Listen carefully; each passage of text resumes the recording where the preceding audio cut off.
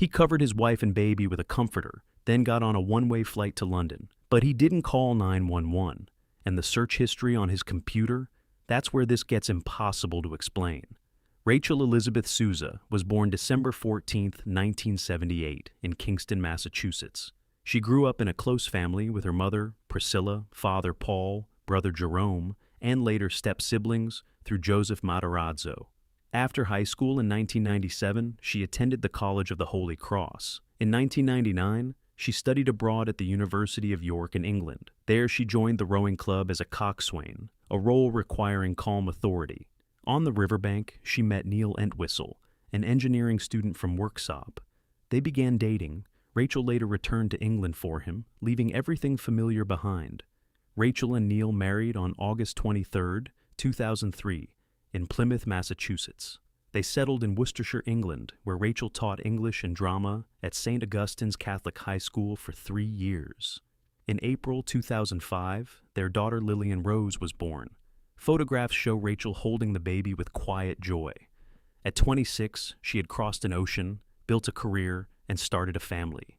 She made every major decision out of trust and hope.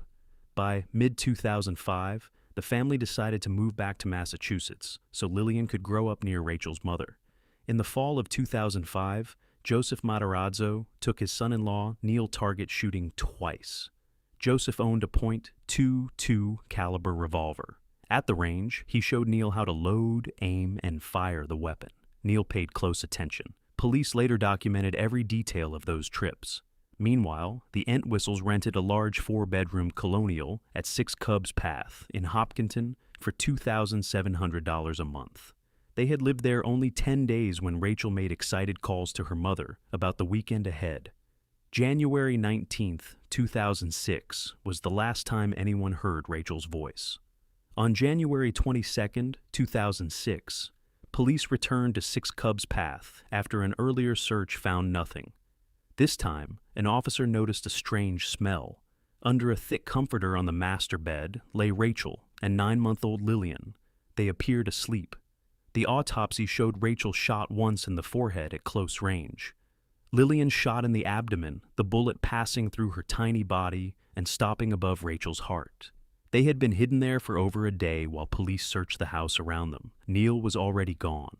On the morning of January 21, 2006, Niel Entwistle parked his car at Boston's Logan Airport and boarded a one-way flight to London. His wife and baby lay dead in their Hopkinton bed. He did not call police. He did not call Rachel's parents. He simply left the country. Investigators later learned that, on January 20th, someone using the home computer searched for escort services, swinger websites, suicide methods, and knife in the neck. The .22 revolver was found back in Joseph's locked gun cabinet in Carver, 40 miles away, with the key left on the kitchen counter. On January 23, 2006, Sergeant Robert Manning called Niel in England. Manning said, "Your wife and daughter are deceased." Niel replied, "Yeah." Manning asked, "Did you know that?" Niel said, "I did." The answer stunned the sergeant.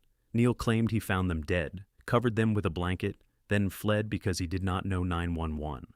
When Manning said the deaths were homicides, Niel answered with one word, "Okay." Not who or how, just okay.